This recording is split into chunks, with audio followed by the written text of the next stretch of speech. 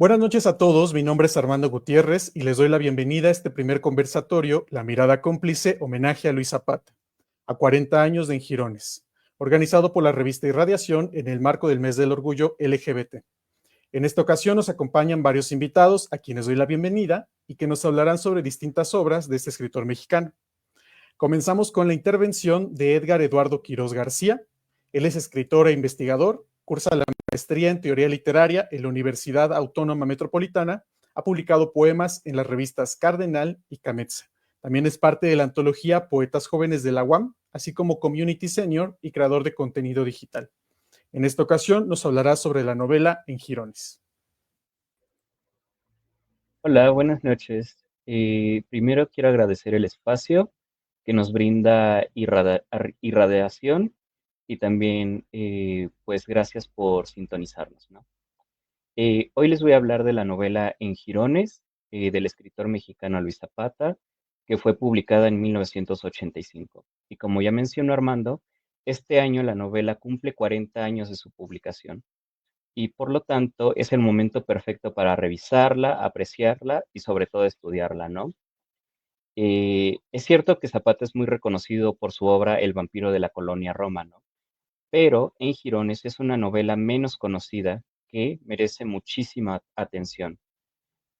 Podría hablarles de muchos aspectos interesantes, pero me enfocaré en cómo explora de forma audaz la enfermedad mental, la fragmentación del yo y cómo todo esto se vincula con la obsesión amorosa.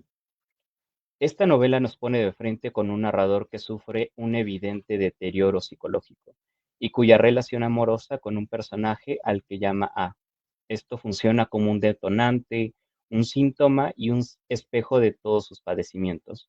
Es una obra muy intensa y a ratos, pues, muy introspectiva, pero esto se puede explicar estructuralmente por el género que Zapata retoma, y estamos hablando de la novela epistolar, que se apoya en cartas o diarios para contar una historia. Pero la introspección también es muy notoria en textos donde la enfermedad se convierte en el pilar temático, desencadenando los sucesos y acciones de los personajes. Les voy a hablar como de dos puntos. El primero es el deterioro textual, que es una forma de síntoma de un amor enfermo en la novela En Jirones. Y esto lo podemos ver en la estructura de la novela, que pues claramente está dividida en dos partes, ¿no? La primera corresponde al diario de un enamorado, mientras que la segunda es puro caos, ¿no? Lo que da título a la novela En Jirones. Esta fragmentación no es para nada casual. En ella podemos notar cómo Sebastián empieza un diario, como muchos otros que había escrito en su vida. Así lo refiere en el primer capítulo, para hablar sobre su nueva vida en Cuernavaca. La cosa es que no contaba con conocer a el apodo que le da a su amado. El diario de repente empieza a perder esa consistencia de temporalidad y rutina, justo cuando la obsesión de Sebastián gira completamente alrededor de A. Lo vemos de forma textual en la primera parte, hasta el día 19, después de su primer encuentro con su amante, y ya deja de fechar los días para hablar sin mesura de sus desventuras amorosas causadas por el mismo A. Y ni qué decir de la segunda parte, ya que no tiene una estructura cronológica. Ahí atestiguamos la estrepitosa caída de la salud emocional del protagonista, cuando se entera de que su chico se casará con una mujer para cumplir con las demandas sociales de una familia tradicional. Y bueno, el segundo punto que me gusta también es el de el amor como un delirio.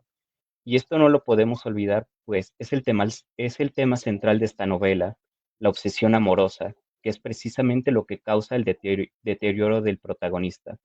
Aquí vemos todos los indicios de una relación enfermiza, donde predomina la idealización, la dependencia y esas estrategias de poder que establecen dinámicas violentas entre los personajes. Esto también nos hace pensar de inmediato en el tópico literario del poeta grecolatino Catulo, Odi et amo, odio y amo. Es el mismo Sebastián quien en varias ocasiones expresa su descontento ante el amor que siente por A. Cito, porque mi deseo es tan masoquista como él mismo lo insinuó, o porque el enamoramiento no es más que un impulso contradictorio, ¿por qué solo podemos amar lo que a la vez odiamos? Termino la cita. Es decir, ante estos sentimientos tan opuestos e intensos, regresan la ansiedad y la depresión del protagonista, al grado de no encontrarle sentido a su propia vida. Al menos así se nota en esta segunda parte de la novela. Al perder el objeto de su obsesión, se pierden las inhibiciones y comienza el verdadero duelo, donde Sebastián reconoce sus propias carencias y heridas. Pues, en conclusión, En Jirones es una novela que expone la enfermedad como un tópico y una estructura discursiva. Nos permite vivir la confusión, el dolor y la obsesión del protagonista con una crudeza muy impactante. La novela también nos invita a reflexionar sobre cómo el deseo puede distorsionar nuestra propia realidad, cómo la obsesión borra los límites entre uno y el otro, y cómo es que la locura, lejos de ser, pues digamos, un simple tema literario, se vuelve en una experiencia devastadora que muchas veces no termina muy bien. Eso es todo por mi parte. Muchas gracias, Eduardo.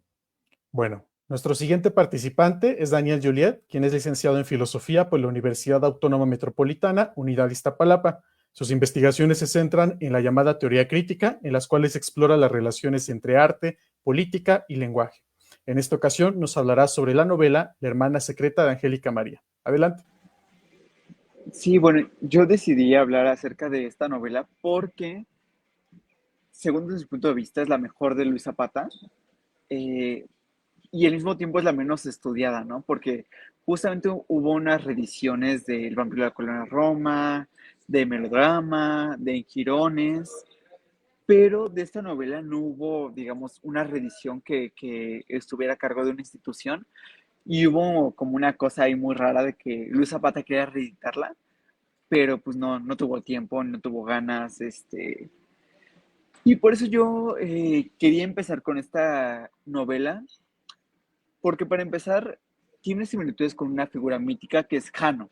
O sea, yo al ser de filosofía siempre estoy como buscando relaciones, buscando imágenes. Entonces, para mí, la hermana secreta de Angélica María es Jano, el dios no solamente de las fundaciones, de los inicios, sino Jano tiene dos caras. Jano, como Dios, está entre el pasado y el futuro. Está entre los pasajes y las puertas. Tengo un texto que aquí escribí, pero me da un poco de flojera leerlo. Entonces, este, Jano también es un dios de las transiciones. Y aquí es lo importante, ¿no? Jano es un dios de lo trans. Así, o sea, transiciones como trans. Eh, Porque lo trans implica transgredir, ir más allá de los límites y las fronteras. Igual a la novela de Luis Zapata va un poco por ahí, ¿no? O sea, eh, la hermana secretaria Angélica María cruza las fronteras entre lo macho y lo hembra, lo mujer y lo hombre. Si ustedes se han acercado a esa novela, es como todo un círculo, así como la cara de Jano, pero está dividido en dos.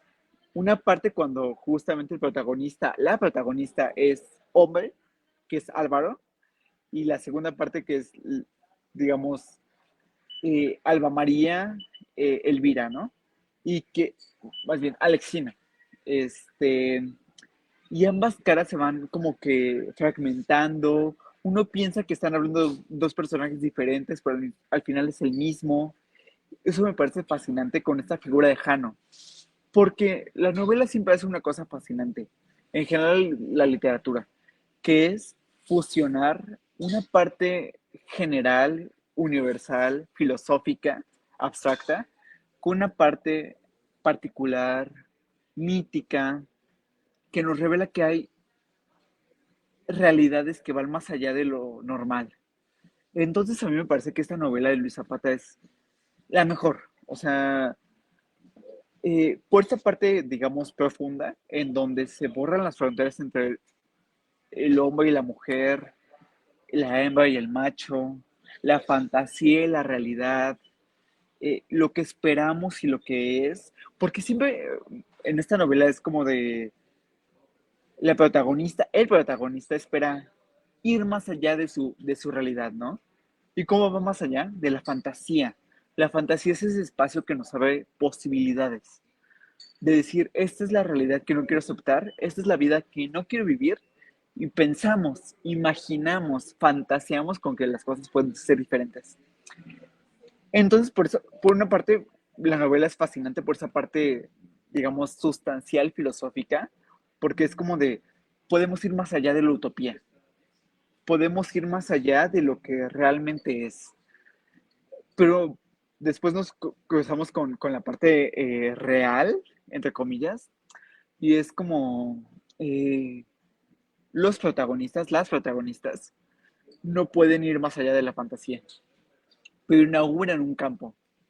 Y es como que la parte más también muy trágica y fuerte, porque eh, lo trans al ser como que va más allá, pero se mantiene en los campos, como que los temas, Luis Zapata no estaba en ese momento, esta novela se publicó en el 89, o sea, esta novela, digamos que está igual que los personajes, está como que en un pie en el futuro y un pie en el pasado, ¿no? Entonces, lo trans aquí se marca como una cosa hermafrodita. Eh, pero realmente es una cosa de, vamos a imaginar cómo pensaría alguien que va más allá de los géneros. Y por eso es un poco trágico también, porque no puede ir más allá de lo que se le aparece. O sea, no puede ir más allá de su realidad biológica, pero al mismo tiempo nos invita a pensar, es como de, ¿qué pasaría si? Formalmente, esa parte es fascinante. Y otras cosas que quería hablar como, digamos, más de contenido era dos, ¿no? Es, Luis Zapata tenía una fascinación por el cine impresionante, o sea, eh, hay unas citas que es como de la cultura popular, que se ven en todas sus novelas, pero en esta novela se ve muchísimo más. Esta cita de Ángel Camaría, Luis Acosta, todas las referencias cinematográficas son geniales, de la música, o sea, hay una cosa como, una cosa de que el cine, ya como que viendo del contenido, que es el cine nos permite esta cosa de la fascinación, ¿no? Del fanatismo. También fantasía, fanatismo y cinematografía son unas cosas que van unidas en esta novela. Eh, que yo, releyéndola, era como de, o sea, sí, el cine siempre nos invita a vivir otras vidas. Igual que a los personajes de esta novela nos dicen así como de, yo puedo ser una cosa diferente.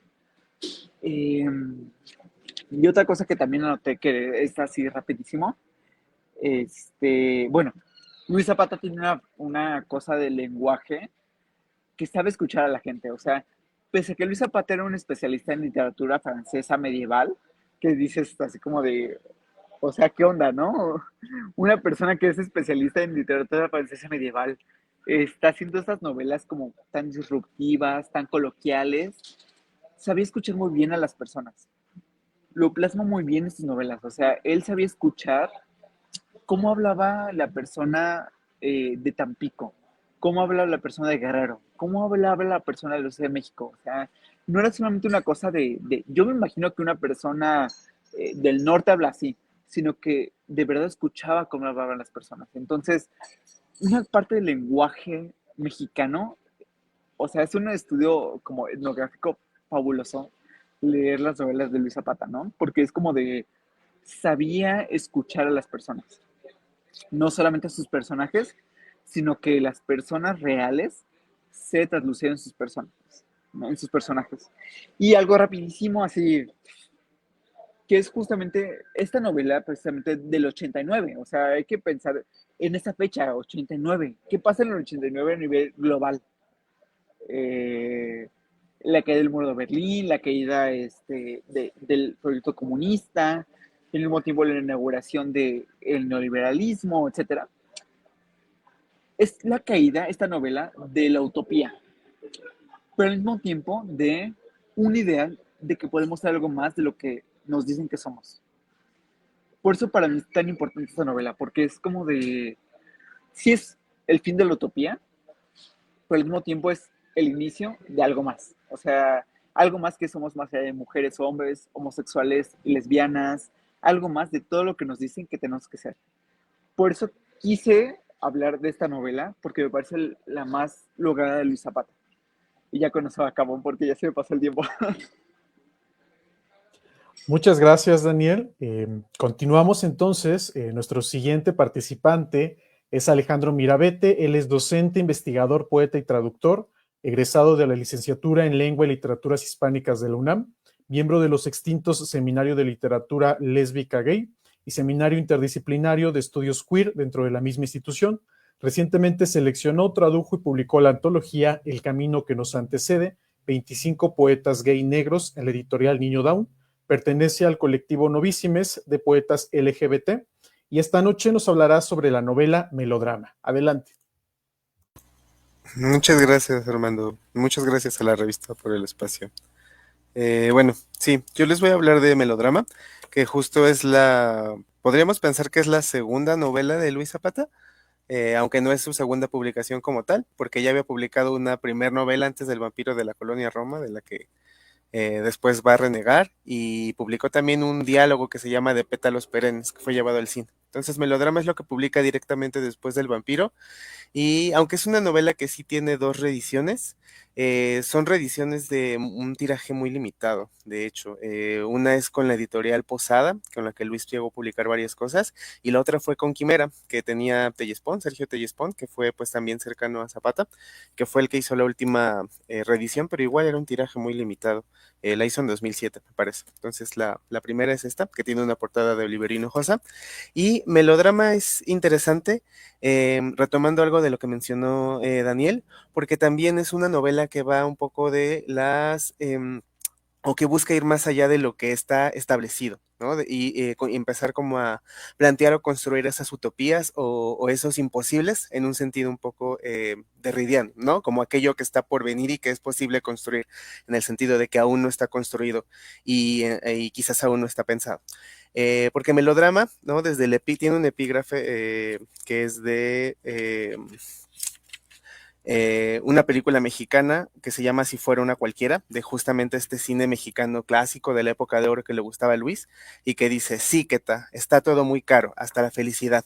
Entonces, Melodrama básicamente va a ser una historia que desarrolla la persecución o la búsqueda de la felicidad del personaje homosexual. Contrario, por ejemplo, a En Jirones, ¿no? Donde de algún modo el amor homosexual tiene un final trágico, Melodrama se aprovecha precisamente de esta estructura melodramática de estos filmes de los años 40, sobre todo, en blanco y negro, con música de fondo para incrementar o de algún modo volver más agudos o profundizar ciertos sentimientos, ¿no? O ampliar ciertos sentimientos o profundizar en ciertos sentimientos, y donde de algún modo la historia que se busca desarrollar es la de dos personajes que están enamorados, que en este caso van a ser Alex Rocha, que es un jovencito de clase alta. Esto también es un poco importante, ¿no? Es un joven de una familia adinerada, ¿no? Vive en una mansión, que además es una mansión de estas que tienen como escalera en abanico, muy de película clásica mexicana precisamente, y un detective que contrata a su madre porque piensa que Alex Rocha es un drogadicto, cuando en realidad el joven es homosexual. Y pues se sale por las noches de su casa, de repente se va y no llega en días, ¿no? Y a la madre le empieza a preocupar.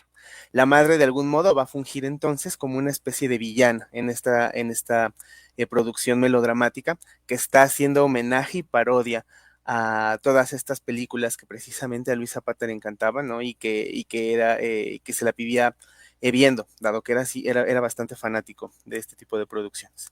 Y bueno, lo curioso precisamente de Melodrama es que ante esta situación, el final que se va a desarrollar, precisamente muy de novela, muy de melodrama, es un final feliz. Hay algunos investigadores, ¿no? Como Luis Martín Ulloa, que mencionan que es quizás la primera novela mexicana de temática gay que tiene un final feliz, ¿no?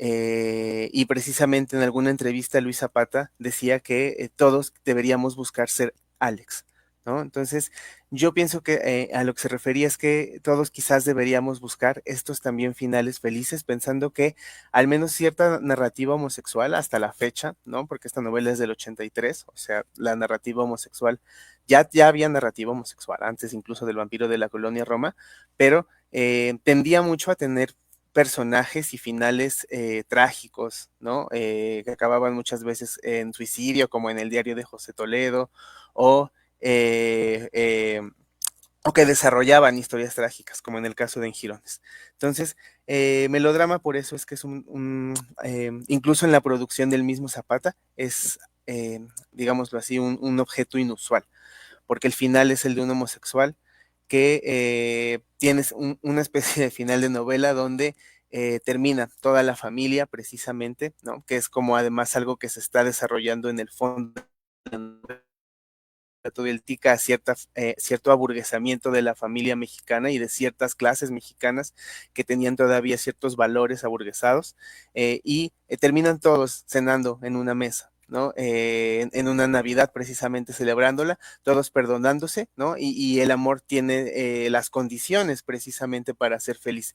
Es por eso que también mencionaba que es importante la clase de la familia Rocha, porque a diferencia de otras producciones de Zapata donde visita ciertas subjetividades o ciertas vidas o existencias que tienden como a cierta marginalidad, no solamente inmaterial, sino incluso materialmente palpable. Melodrama, los personajes o los protagonistas, o al menos uno de ellos, es acomodado, es de una clase acomodada, ¿no? A diferencia, por ejemplo, del vampiro de la colonia Roma o en Jirones, o incluso la hermana secreta de Angélica María, aquí presenta un personaje de clase acomodada, y eso hace curioso que también sea el único personaje, ¿no? O uno de los pocos personajes, quizás además del vampiro de la colonia Roma, en toda su narrativa, que tiende a la felicidad. Hay sobre todo un cuento suyo que se llama De amor es mi negra pena, ¿no?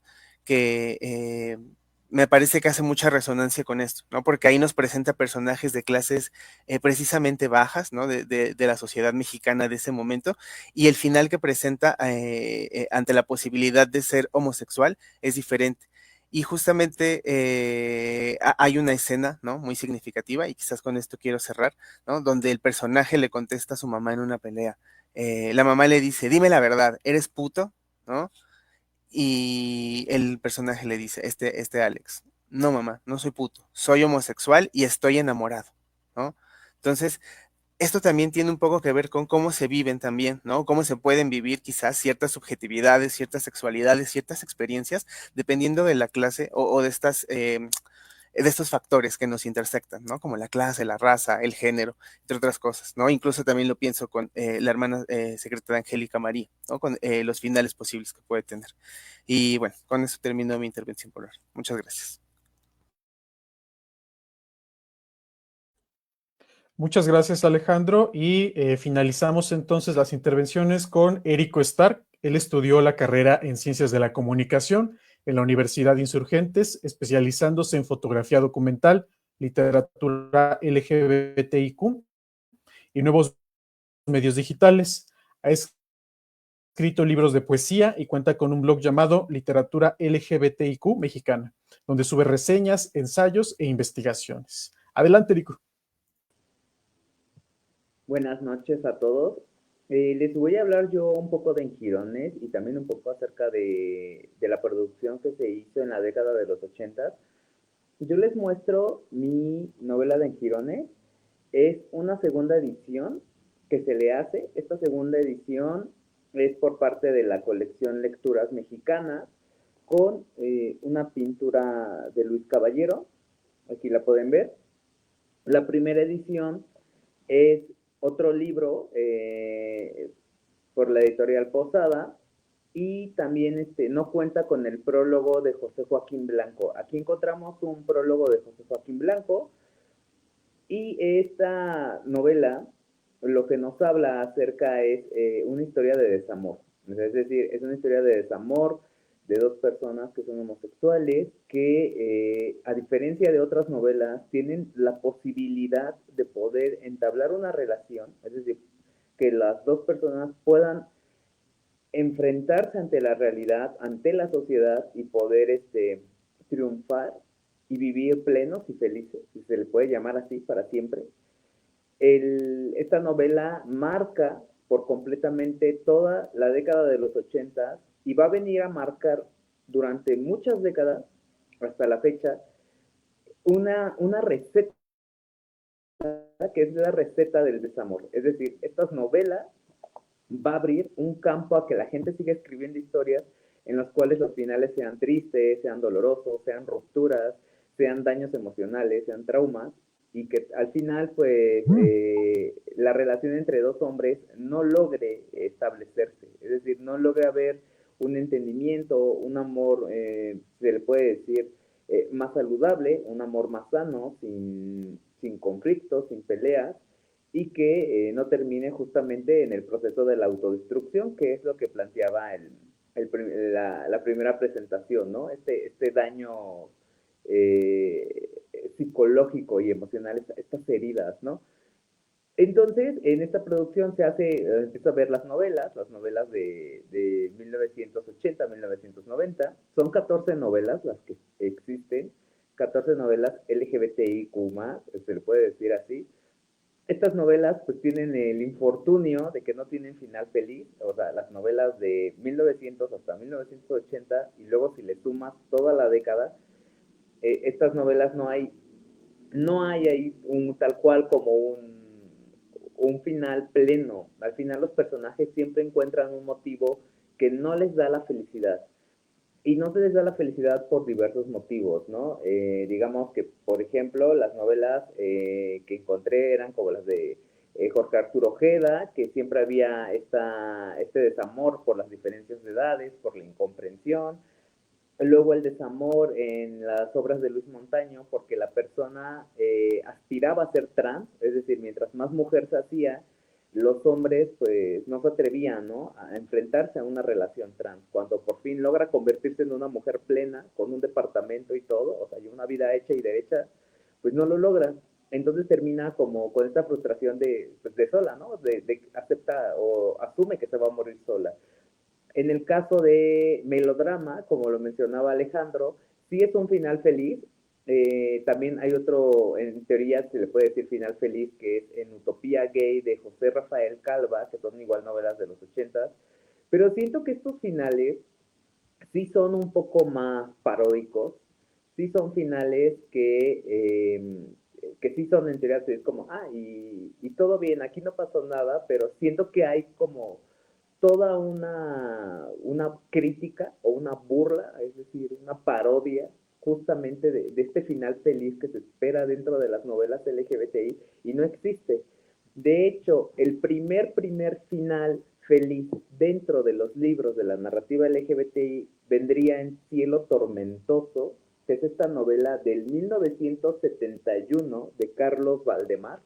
Es una novela publicada por la editorial Costa Mic, y es un final, termina en un final en teoría feliz, porque los dos hombres son felices, pero la condición para ser felices yo creo que es un poco es difícil, porque se daba en el siglo XX, que era la desaparición. Es decir, los jóvenes, que eran jóvenes sacerdotes, tienen que huir y esconderse de la sociedad e irse a vivir a un lugar donde nadie sepa de ellos, donde lleven vidas totalmente privadas y anónimas,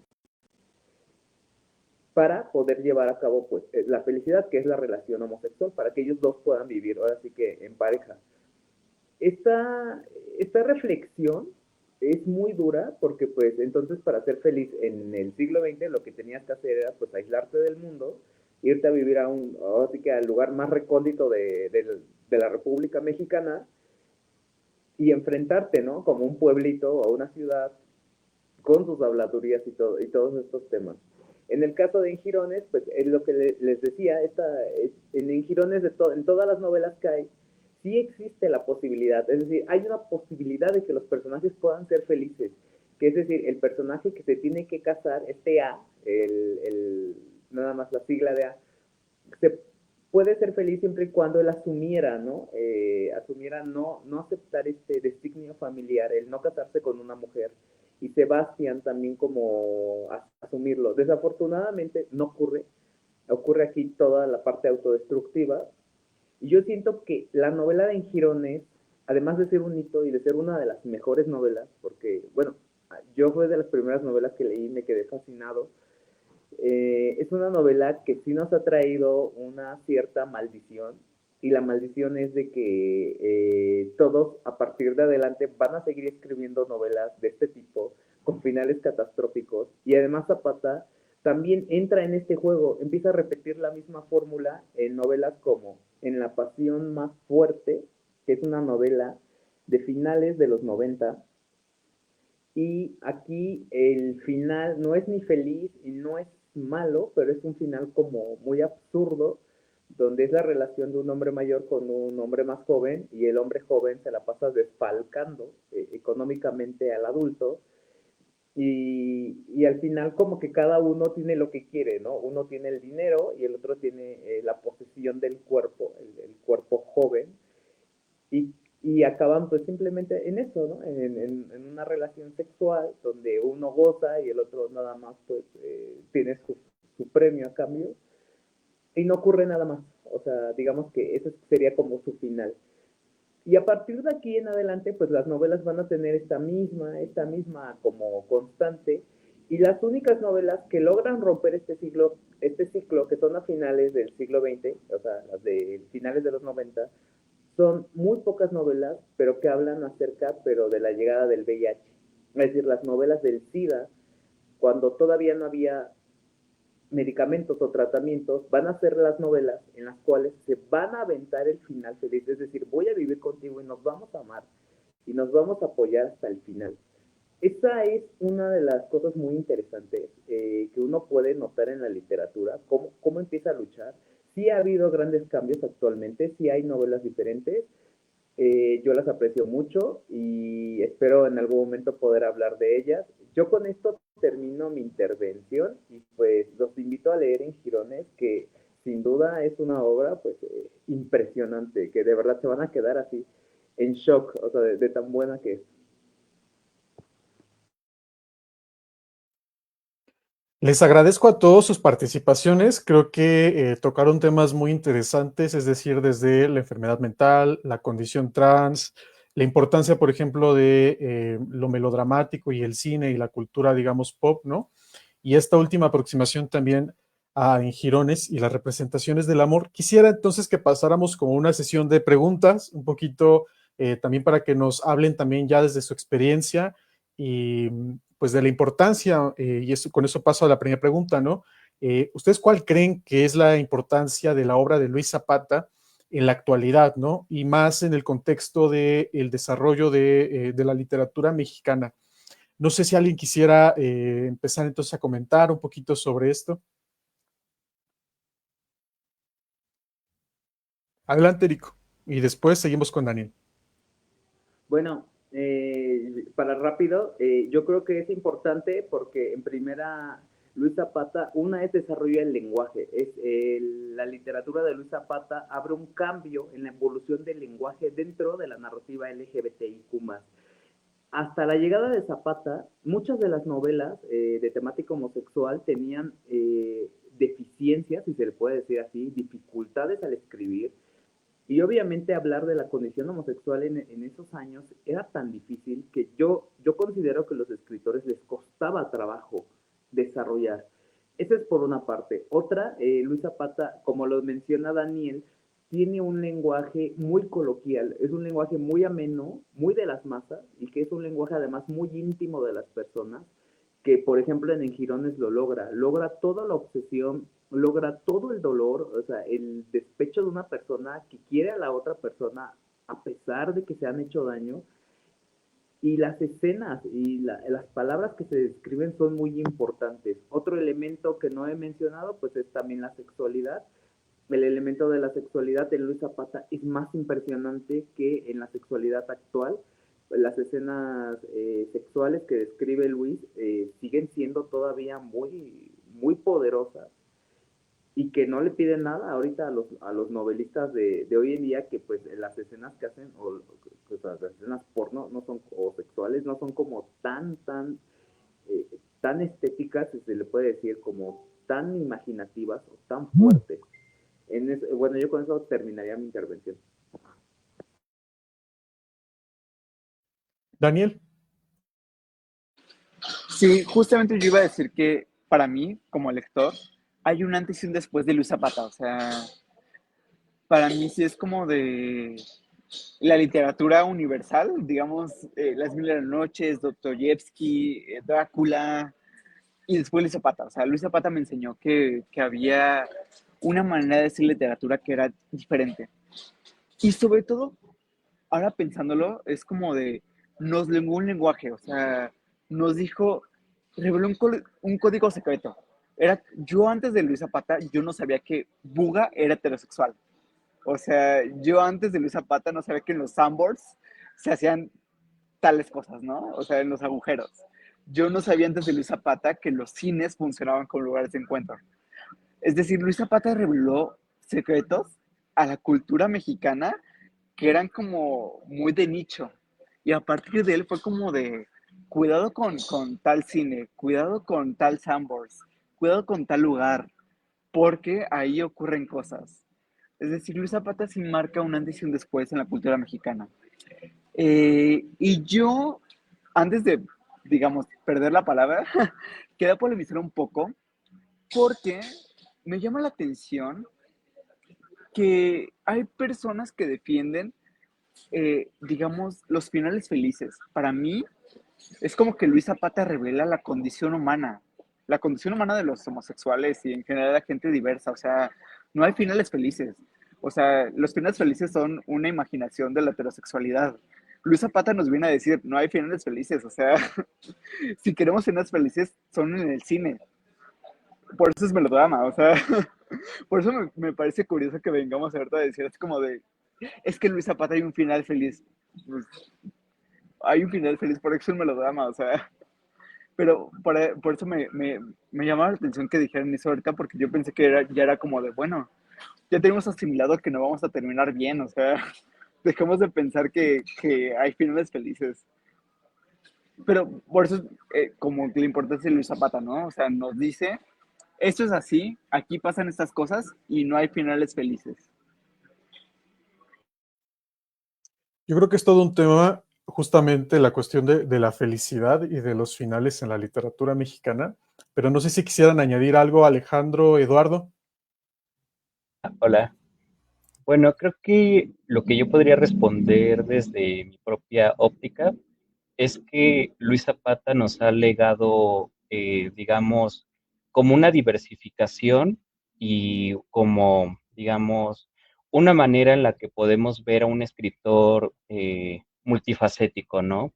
Creo que no hemos hablado de que Luis Zapata manejaba todos los géneros posibles, o sea, manejaba el cine, manejaba la televisión, manejaba la novela epistolar, manejaba la novela, digamos, de entrevista con la entrevista del vampiro de la colonia Roma, manejaba incluso, bueno, con su última novela, con la de R de Reality, este discurso como de reality show. Siento que el legado de Luis Zapata sí está en estos temas de la diversidad sexual y son importantísimos. Está también todo lo que ha dejado sobre la salud mental, sobre la salud física, sobre la otredad, pero nos ha demostrado que hay un autor que vale la pena estudiar, pues digamos, críticamente, teóricamente, para, pues no sé, eh, no dejar que solamente, digamos,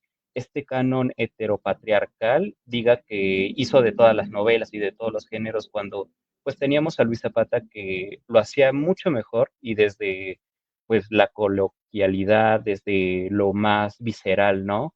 No de este artificio como muy, digamos, pues sí, como muy de telenovela, ¿no? Creo que es lo que a mí me encanta de Luis Zapata, que se burlaba como que de todos estos escritores canónicos, como que les decía, yo no quiero finales felices, yo no quiero formar esta familia feliz o esta novela como súper magistral que representa a la patria o al hombre, ¿no?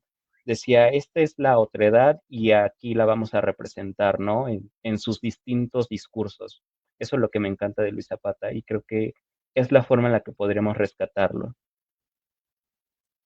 Sí, sin duda fue un escritor muy versátil, ¿no? Y que no está de más como recordarlo siempre. Alejandro, no sé si quieras también aportar algo. Claro, sí, creo que en cuanto a lo que nos legó, definitivamente es como una serie estrategias o una especie de gramática para articular el deseo en general, precisamente de todas estas otredades o de todo aquello que sale del canon. O sea, si uno revisa su producción, ¿no?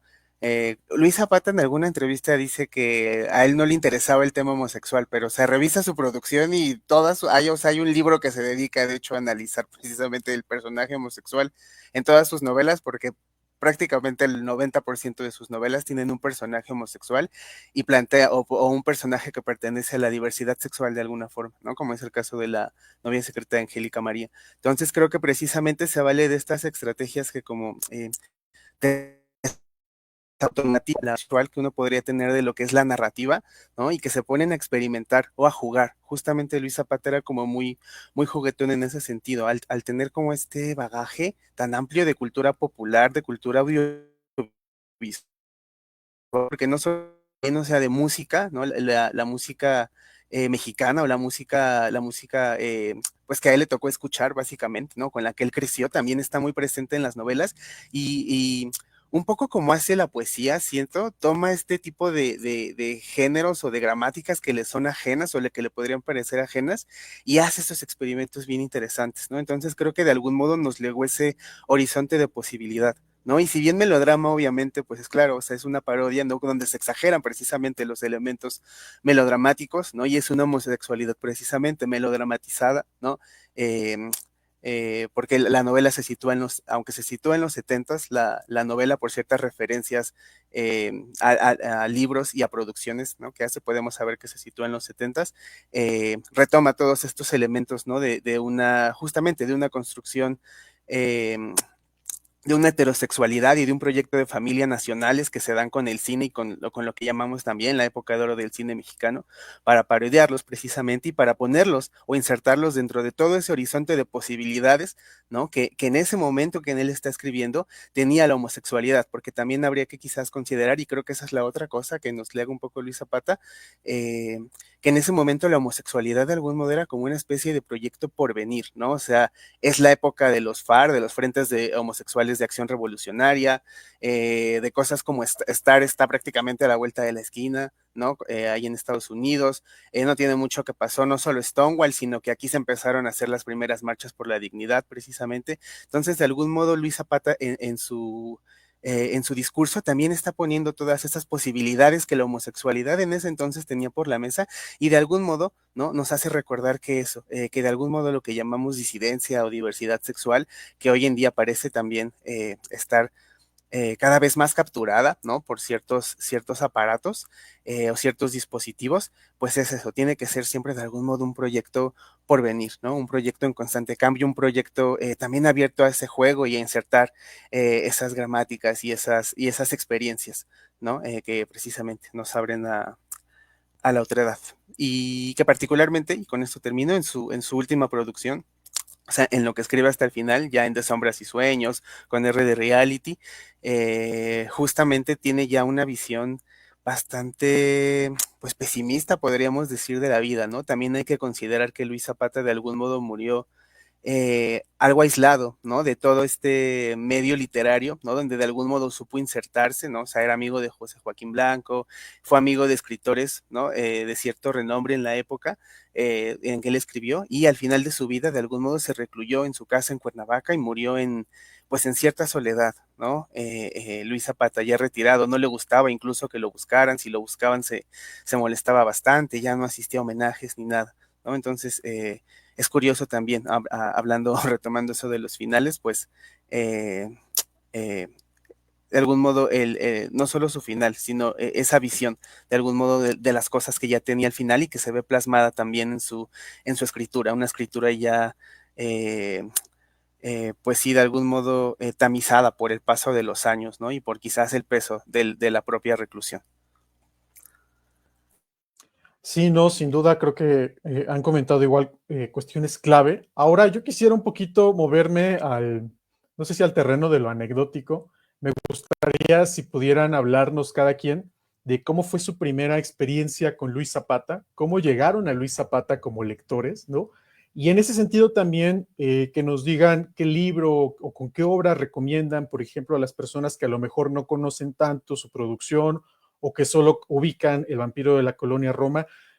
Quizá ya lo han respondido con sus respectivas participaciones, pero no está de más saber qué es lo que cada uno de ustedes opina. Si les parece, comenzamos con Daniel, Eduardo, Alejandro y terminamos con Érico. No, pues yo empecé justamente cliché así total con El vampiro de la colonia Roma.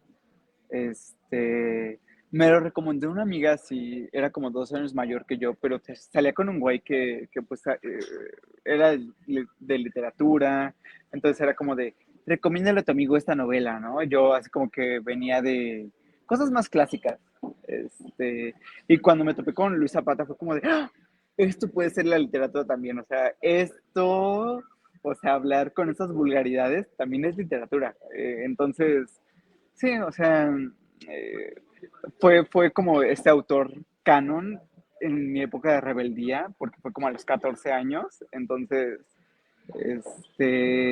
a partir de ahí fueron pues todas tus novelas como Melodrama, De Pétalos Perennes, La Hermana Secreta, y justamente conocí a Luis Zapata hace unos años antes de que muriera, y me pudo firmar un libro, justamente Melodrama, en esta editorial de Posada. Entonces, sí, tiene un lugar muy especial en mi corazón porque fue ese autor que me enseñó como esto también es literatura, o sea, esto también es importante, no solamente estos autores clásicos, sino, pues sí, estos juegos del lenguaje. Ah, ok. Bueno, creo que mi primer acercamiento, al igual que Daniel, fue en la adolescencia, pero el mío fue como un poco más, digamos, mamador, ¿no? Porque yo había leído una nota como del top de las 10 novelas gays que debes leer, ¿no? Y ahí estaba El vampiro de la colonia Roma. Lo leí y dije, ay, caray, esto no suena como literatura, ¿no? Como que sentía que estaba muy hablado. Hasta llegué a pensar como que había descargado mal el PDF, ¿no? Porque decía, ay, suena como muy, como si estuviera leyendo experiencias de algunos lugares de cuyo lugar no quiero acordarme, pero dije, bueno, creo que está muy bien y ahí me quedé como que con esa impresión muy buena de Luis Zapata, pero ya no lo investigué más hasta que llegué a la licenciatura, cuando leí en Girones y dije, no, ya se me voló la cabeza, necesito leer más, ¿no? Y es cuando me encontré con, por ejemplo, con R de Reality. Y dije, ah, no, sin duda, ninguna de estas novelas se parece a lo que, digamos, como ninguna se parece a Luis de Zapata, como que no hay ningún tono en el que pueda como que apresarlo o no sé. Y ese ha sido como mi primer acercamiento con Luis Zapata y pues en general me gustan mucho sus novelas.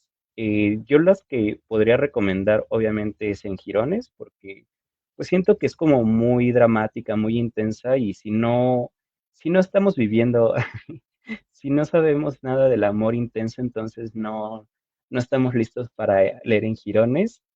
También les recomendaría leer Melodrama, sobre todo porque es muy divertida. Creo que es de las novelas en las que más me he divertido, sobre todo cuando pues la madre está como muy obsesionada por saber qué le está pasando a su hijo sin saber que pues el detective que contrató se está enamorando de su propio hijo, ¿no? Y apenas descubrí unos cuentos que también están increíblemente graciosos, que son los de Siete noches junto al mar. Dios mío, también están increíbles. No había leído algo tan gracioso y de hecho tiene como que muchas referencias con el de Cameron. Estaba perfecto ese libro para leer en la pandemia.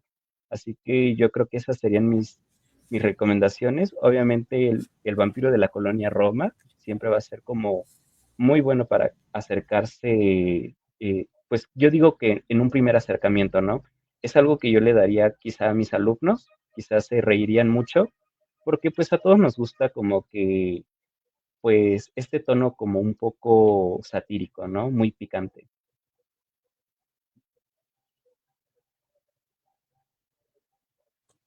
Alejandro. Sí, hola. Pues igual, fue con el vampiro, ¿no? Creo que es de algún modo, o sea, como sin proponérselo, es como un Bildungsroman o algo así, ¿no? O sea, es novela como de iniciación, siento. En la prepa, bueno, en el CCH era como, me sentía como darks y entonces me gustaba leer literatura de vampiros, ¿no? Justo así de que Drácula y ahora voy a leer a Lovecraft y cosas de terror y así. Entonces, eh, justo buscando así como algo, vi así ese título, ¿no? Que decía El vampiro de la colonia Roma, ¿no? Y yo como que pensé que iba a hablar de un vampiro así en literal, ¿no? Como en la colonia Roma. Tenía no mucho que había leído un libro que iba de algo muy parecido, que se llama Cazul, ¿no? Entonces dije como, pues igual y es algo así, ¿no? Y ya lo abrí y en la primera página decía así, bueno, o sea, fue lo que más me llamó la atención, que decía como puto, ¿no? Yo dije como, ay, y como que hasta lo cerré y dije, no, qué agarré de verdad. Y ya luego lo abrí otra vez y empecé a leer y pues me empezó a dar mucha risa. O sea, creo que no, o sea, la segunda página o primera página del libro, neta, uno se está cagando de risa. eh, Porque justo es como leer a como es como escuchar a una persona hablar, contar cosas así, o sea, como ir en el metro y escuchar a una persona hablando, ¿no? De sus días. Justo concuerdo con eso que dijo Daniel de que Luis Zapata es como etnografía, pone una atención al lenguaje en general, porque así como logra captar muy bien esos lenguajes, también logra captar muy bien el lenguaje de la oralidad, ¿no? De la gente. Tiene esa característica. Y bueno, fue así, ¿no? Ya lo pedí, estaba en la biblioteca del CCH precisamente, lo pedí prestado y pues ya estuve esa tarde leyendo ahí, riéndome y hasta como que a veces decía, ay, de verdad estoy leyendo lo que estoy leyendo. Y ya, ¿no? De algún modo me voló la cabeza también, porque justo, o sea, hay como un antes y un después de Luis Zapata, fue como, eh, me enseñó o de algún modo me hizo plantearme la posibilidad de que eso también era literatura y que la literatura también se podía hacer justo de otras formas. Curiosamente ya después también aprendí que Luis Zapata era un hombre que tenía una cultura no solo amplia en lo popular, sino también en lo que es la cultura literaria, ¿no? O sea, estudió letras francesas y un profesor que se llama Alberto Constante, que tuve en la facultad y que estudió con él, nos contaba que Luis le dijo alguna vez como, pues que lo que él hacía un poco era tomar estructuras ya probadas en la literatura universal, justo como la estructura de la literatura picaresca, de la estructura autobiográfica del diario, o la epistolar, y otras estructuras, ¿no? Que ya estaban probadas, y le cambiaba nada más unas cosas a los personajes, como que los invertía o como que los travestía, ¿no? Un poco. Y eso le daba muy buenos resultados, al parecer, a Luis Zapata, escribir de algún modo con esa especie de fórmula como principio, ¿no? Le da unos resultados muy interesantes, me parece. Si yo recomendara, yo creo que el vampiro, pues sí, o sea, no puede no recomendarse el vampiro de la colonia Roma, porque aunque es un libro más comercial, más mainstream, el que más reediciones tiene y el que más reimpresiones tiene, que eso sí son unos tirajes gigantes, pues no se puede pasar por alto. Pero también recomendaría este librito que se llama como Sombras y Sueños. Este lo pueden encontrar además en muchos remates de libros, en el stand de Cali Arena precisamente, que tiene gran parte de la obra de Luis. Y me gusta este libro porque es uno de los primeros libros en la literatura mexicana, al menos que yo conozca, que hablan sobre la depresión y que tratan el tema de la depresión. Luis Zapata tenía depresión, ¿no? Y padeció depresión durante los últimos años de su vida. Entonces es bien interesante. Aquí precisamente retoma en cierto modo la escritura autobiográfica de tipo diario, ¿no? Pero con otro giro, un poco más hacia adentro, más que hacia el otro, va hacia esa especie de otredad que nos habita en el interior, ¿no? Eh, este de aquí, que es su único libro de cuentos, ¿no? Este sí no es tan fácil de conseguir, pero creo que está el PDF en internet, se puede descargar, me parece, que se llama Ese amor que hasta ayer nos quemaba. Sus cuentos son una delicia, ¿no? Zapata no escribía mucho cuento y decía que el cuento era más bien donde él experimentaba ciertas posibilidades que ya luego como que agarraba con más fuerza en sus novelas, pero aún así creo que no tienen pierde esos cuentos. Y justo ahí se ve precisamente como se puede ver un poco más como el andamiaje o los hilos, ¿no? De todo este aparato experimental que Luis Zapata tenía para escribir al momento de absorber como gramáticas que le eran ajenas. Otro que recomendaría justamente a los que les gusta como esta amplia cultura de Zapata, que tenía sobre todo la amplia cultura cinematográfica que tenía de Cuerpo Entero, que es como su biografía, su autobiografía. Igual, es una lectura súper disfrutable y ahí también se ve un poco la influencia que la cultura popular, la cultura audiovisual de su tiempo tiene en Luis Zapata. Y finalmente, este no es un libro que él escribiera como tal, pero Zapata también era traductor. Este igual no es tan difícil de conseguir, lo he visto en muchos puestos aquí en la Ciudad de México, en puestos de libros, se llama Bon Criollo.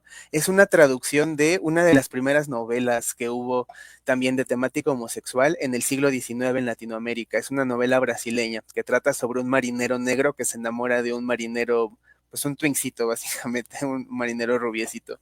Y hay ahí un triángulo amoroso también con una señora que pesa como 80 kilos y es una cosa muy extraña, pero bueno, fue una de las cosas que Luis Zapata tradujo varias cosas del francés, esta la tradujo del portugués, pero es también una novela que se disfruta bastante, inserta dentro de la corriente del naturalismo.